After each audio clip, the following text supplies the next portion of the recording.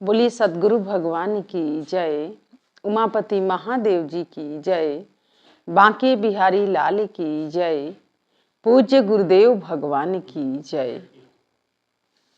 जय श्री राम, जय श्री राम, जय जय श्री राम।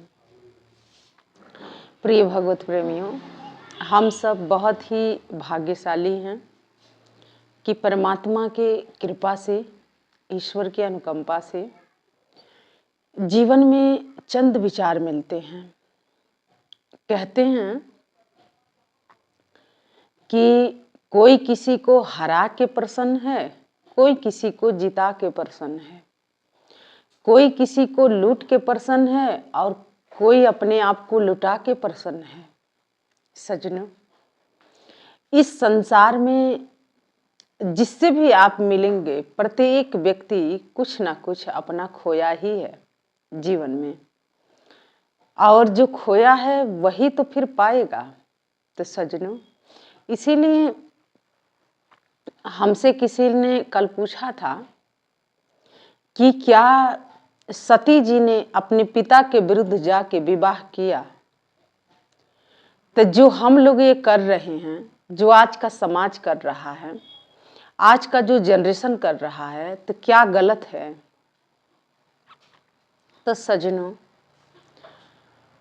हम गलत नहीं कह सकते हैं और कह भी सकते हैं, क्योंकि जो सती और शिव जी की जो कहानी है वो बड़ा अद्भुत कहानी है। और कहती है, शिव पुराण महापुराण जो है वो कथा बताती है कि जो सती हैं वही आदि पराशक्ति हैं। वो सिर्फ शिव का ही वर्ण कर सकती हैं, किसी और का नहीं कर सकती हैं।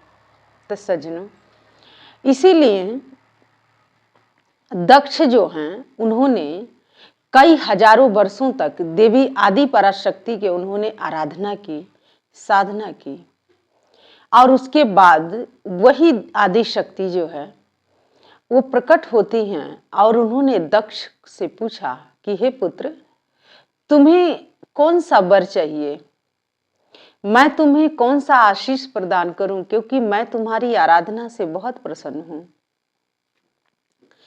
तो जो प्रजापति दक्ष है उसके मन में शिव विद्रोह पहले से ही था, और उसको पता था कि जो आदि पराशक्ति है, जो आदि शक्ति है, वो जब भी जन्म लेती हैं, इस संसार में आती हैं, तो वो शिव का ही वर्ण करती हैं।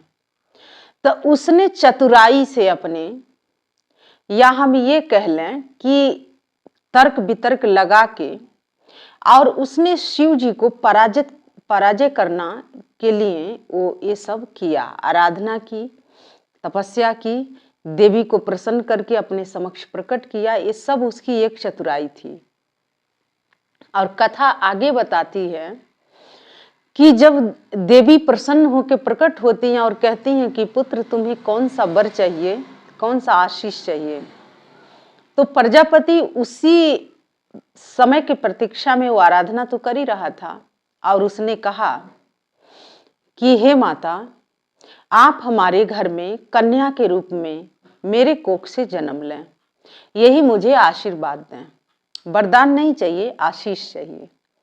माता उनकी आराधना से संतुष्ट थी और माता ने कहा कि ठीक है, ऐसे ही होगा। लेकिन उस देवी ने यह भी कहा था कि जब भी मैं आऊंगी मेरा विवाह शिव के साथ ही होगा, किसी अन्य के साथ नहीं होगा। अगर तुम विद्रोह करोगे तो तुम्हारा साथ मैं छोड़ दूंगी। सज्जनों, देवी के चेतावनी थी, लेकिन फिर भी मूढ़ दक्ष को ये बात नहीं समझ आई। और सज्जनों, जिनके ये प्रश्न हैं उनके लिए मैं ये टॉपिक लेके आई हूं, उनके लिए सत्संग है। तो सज्जनों, आज के जो जनरेशन है, आज के जो समाज है, जैसे कि मैंने पीछे भी कथा सत्संग में सुनाया था कि इंटरनेट से, फेसबुक से आजकल लोग किसी को देखते नहीं हैं, एक दूसरे को पसंद कर लेते हैं, और माता पिता को भी नहीं पता है। विवाह की सारी तैयारियां हो जाती है और कुछ लोग तो चले भी जाते हैं। तो सज्जनों, ये बड़े दुख के साथ मैं आपसे कह रही हूँ, और मुझे इस बात के हमेशा एक दुख ये रहता है कि जो माता पिता आपको अपना पूरा 20 साल दिए और जो आपके जीवन में 20 दिन के लिए आया, 20 महीने के लिए आया, आप अपने माता पिता के 20 साल की उनकी मेहनत को आप छोड़ने में देर नहीं लगाते हैं। जिसे आप जानते नहीं हैं, जिसे आप समझते नहीं हैं, जिसके बारे में कभी नहीं पता है, उसके साथ आप डिसीजन लेने में थोड़ा सा भी समय नहीं लगाते हैं। लेकिन सजनों, वो आपके माता पिता थे जिन्होंने अपने जीवन का 20 साल आपको दिया, हर रूप से दिया। आप कहेंगे कि ये तो हर माता पिता करते हैं, तो सजनों ये सच बात है। आप भी जिसके साथ जाएंगे आप भी माता पिता बनेंगे ही बनेंगे, क्योंकि शादी आप चाहे किसी से भी करें, लेकिन शादी के बाद लोग माता पिता बनते ही बनते हैं। और जो चीज आप कर रहे हैं तो फिर वही चीज आपकी भी संतान करेगी फिर। तो इसीलिए सजनों, आप अपनी गलती को छुपाने के लिए आप देवी की बात करते हैं तो ये बहुत मूर्खता वाली बात है। आप अपनी बात को सिद्ध करने के लिए आप भगवान शिव की बात करते हैं तो ये बहुत ही गलत बात है। क्योंकि आप किसी के साथ जाते हैं, माता पिता के विरुद्ध जाके आप विवाह करते हैं, तो पहली बात तो आपने अपने माता पिता का कभी सम्मान किए ही नहीं थे। क्योंकि जो संतान अपने माता पिता का आदर करता है, सम्मान करता है, वो कभी अपने माता पिता के खिलाफ जा ही नहीं सकता है। क्योंकि वो संतान अपने माता पिता के 20 साल के मेहनत को देखता है कि मेरे माता पिता ने मेरे साथ क्या कुछ नहीं किया है, रात दिन उन्होंने मेरे लिए समर्पित कर दिया। और जो 20 दिन के लिए आया है, 20 महीने के लिए आया है, या 10 दिन के लिए आया है, या 10 महीने के लिए आया है, तो हम अपने माता पिता के बिना पूछे हम उस पर कैसे विश्वास कर सकते हैं और कैसे जा सकते हैं सजनों। क्योंकि अगर आप ऐसा करते भी हैं तो वो जीवन कभी सुखमय नहीं होता है। अगर आपके माता पिता के थ्रू अगर शादी होती है और माता पिता खुश होकर आपको विदा करते हैं, या किसी के हाथ में आपका हाथ देते हैं, तो आपका जीवन साथी आपके साथ अच्छा व्यवहार करता है, अच्छा सम्मान रखता है। लेकिन वही आप अपने आप से अपना हाथ किसी को दे देते हैं तो आपका हाथ इधर से भी गया और उधर से भी गया। तो इसीलिए जनरेशन चाहे किसी भी समय की हो, लेकिन हमारे भारत में ये नियमावली है। अगर आपको याद ना होगा तो मेरी बात सुन के जरूर याद करिएगा, क्योंकि माता पिता को आपसे पहले पता है कि आप विवाह योग्य हो गए हैं और आपका विवाह करना है। आप क्या चिंता करेंगे, उनको आपसे पहले से चिंता है।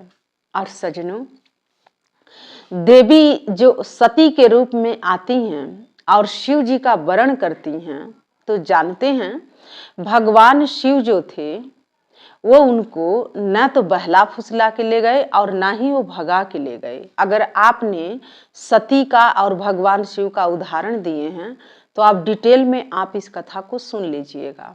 क्योंकि भगवान शिव हमेशा एक बात सती जी को समझाए शुरू से और अंत तक। जब तक उनके साथ विवाह नहीं हुआ था उन्होंने यही कहा था कि जो तुम्हारे पिता कह रहे हैं तुम वही करो। क्योंकि जब तक कन्या कुंवारी होती है उसके माता पिता के उस पर पूर्णता अधिकार होता है, और माता पिता जो कह रहे हैं वही संतान के हित में होता है।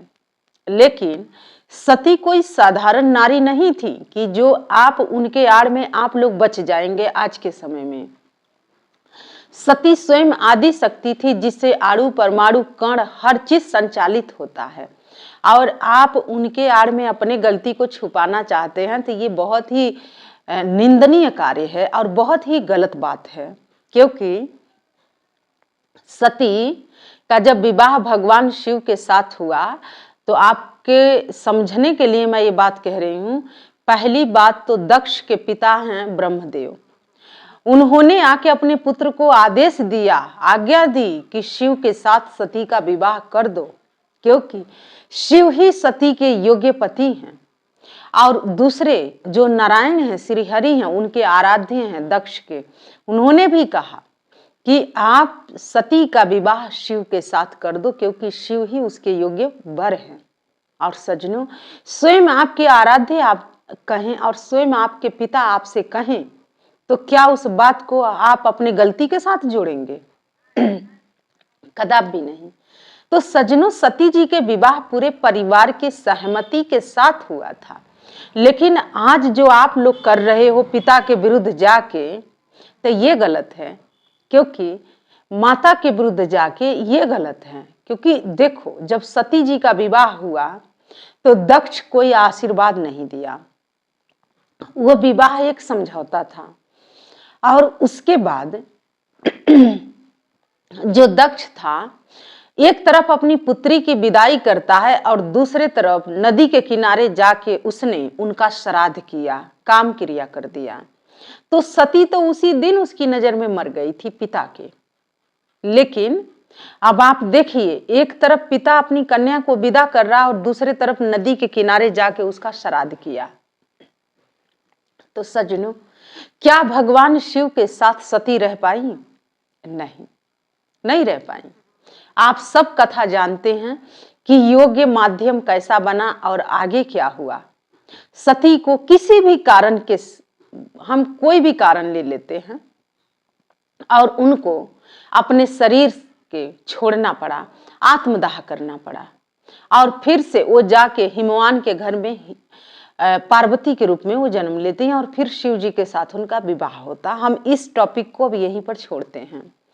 सज्जनों, आज का जो समय चल रहा है, अगर आप, मैं तो उदाहरण के लिए ली हूं, अगर जो 20 साल 22 साल 30 साल से जो आपके माता पिता आपको पढ़ाए लिखाए, रात दिन जागे, माता 9 महीने ढोती है और पिता 9 महीने आंखों से देखता है कि मेरी संतान कब आएगी, दोनों की तपस्या बराबर ही होती है। और जो लोग इतना कुछ करके संतान को ले आते हैं, तो क्या वो अपने संतान के लिए कभी बुरा चाहेंगे? नहीं।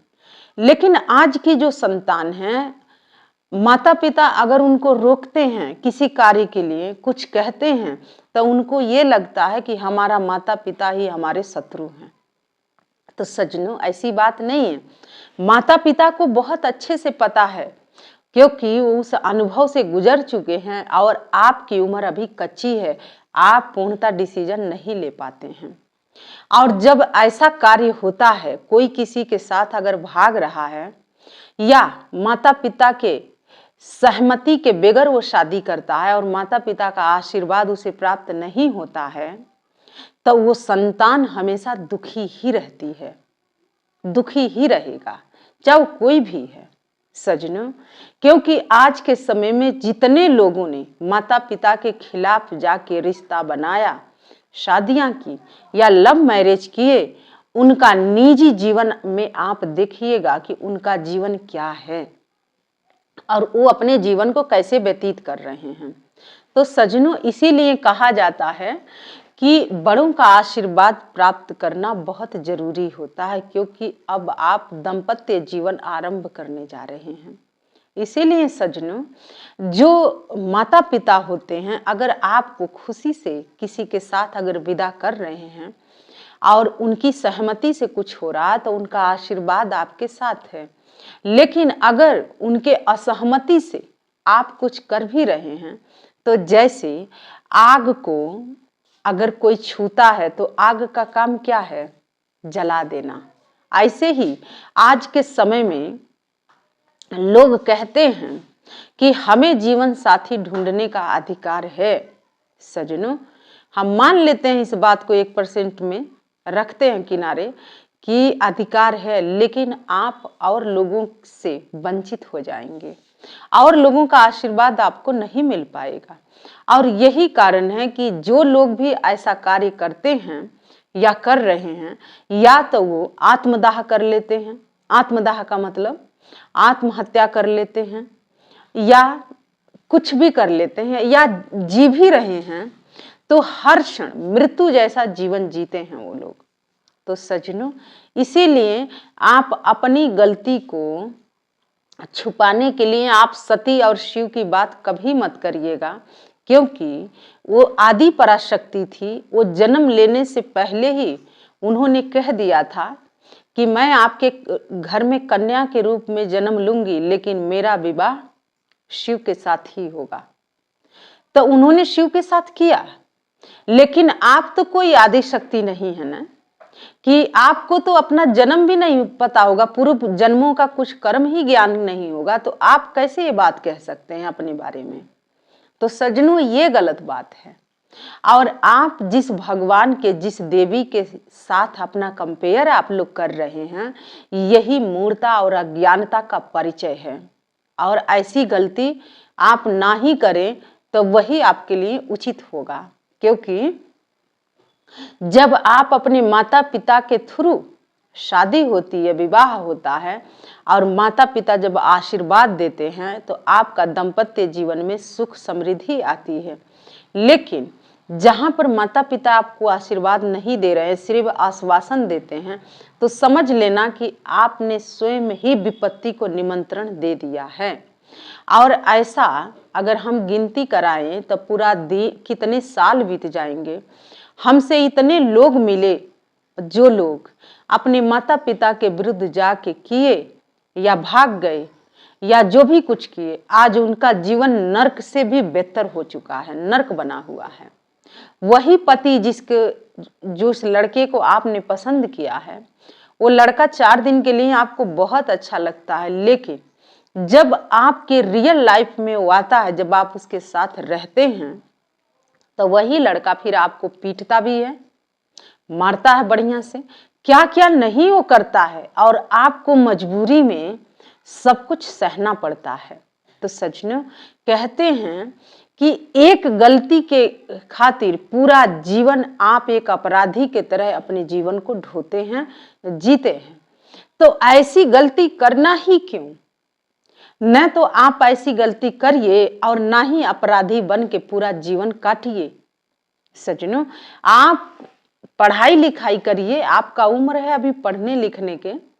पढ़ाई लिखाई जब आपकी पूरी हो जाएगी या नहीं भी होती है, तो आपके माता पिता आपका कहीं ना कहीं हाथ तो दे ही देंगे, कहीं ना कहीं आपके हाथ तो पकड़ा ही देंगे। और सज्जनों, ये आज का जो समाज है ना, वो लोग अपने हर एक गलत कार्य को भगवान से कंपेयर करते हैं, भगवान से जोड़ने लग जाते हैं।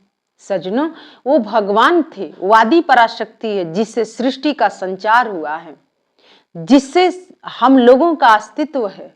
उस आदि पराशक्ति के साथ आप लोग अपनी तुच्छ जीव भी नहीं, एक कीड़े के समान भी नहीं है हम लोग, एक चींटी के बराबर भी नहीं है।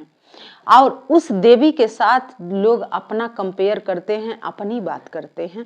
तो ये बहुत अज्ञान वाली बात है।